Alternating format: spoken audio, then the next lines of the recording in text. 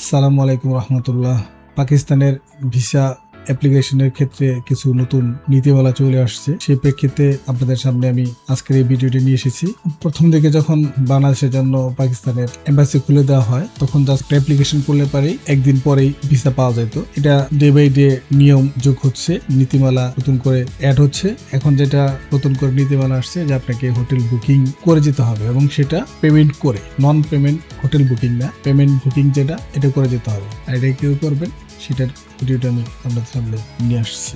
আমি Agoda website থেকে হোটেলটি বুকিং করতেছি। এখানে অনেক হোটেল আছে, তার মধ্যে আমি এই ওয়েবসাইটে আপনি কম দামি বেশি দামি সব ধরনের হোটেলই পাবেন। প্রয়োজন মতো যে হোটেলগুলো সেটা বুকিং করবেন। আমরা এখানে মিডিয়াম মানের একটা হোটেল বুকিং করতেছি। এটা হলো করাচি এয়ারপোর্ট গেস্ট হাউস। এটা হলো একদিনের জন্য ভাড়া হলো $10। তো এখানে মোটামুটি হোটেলের রুমের কিছু পিকচার দেওয়া আছে, দেখতে নিতে পারেন। আর আমরা ডেট টাইম ঠিক করে দিয়েছি, কয় তারিখ থেকে কয় তারিখ পর্যন্ত আমরা থাকবো, রুম কয়টা, আমরা কত পার্সেন্ট থাকবো সেটা আমরা এখান থেকে সিলেক্ট করে দিয়েছি। এখান থেকে আমরা আসলে ডিটেলস লেখা আছে, কি কি আছে আপনার হোটেলে বিস্তারিত দেওয়া আছে। সকালে ব্রেকফাস্ট কমপ্লিমেন্টারি নিবেন কিনা বা নিবেন না সেটাও এখানে উল্লেখ করা আছে। তো আমরা সকালের ব্রেকফাস্টটা যেটা আমাদের কমপ্লিমেন্টারি দেওয়া আছে ওইটাই আমরা সিলেক্ট করলাম। এখানে আসার পরে আপনার ডেট এন্ড টাইম এখানে দেখে নেবেন যে আপনার ডেট টাইম ঠিক আছে কিনা।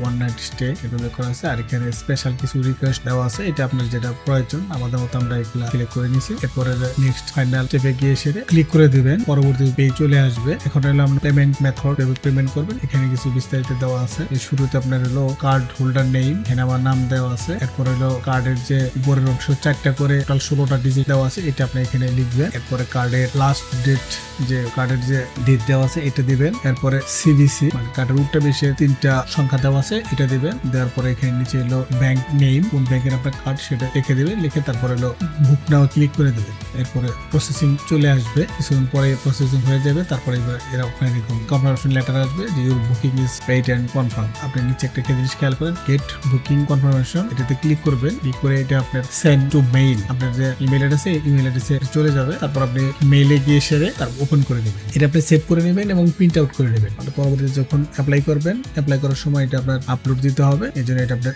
লাগবে।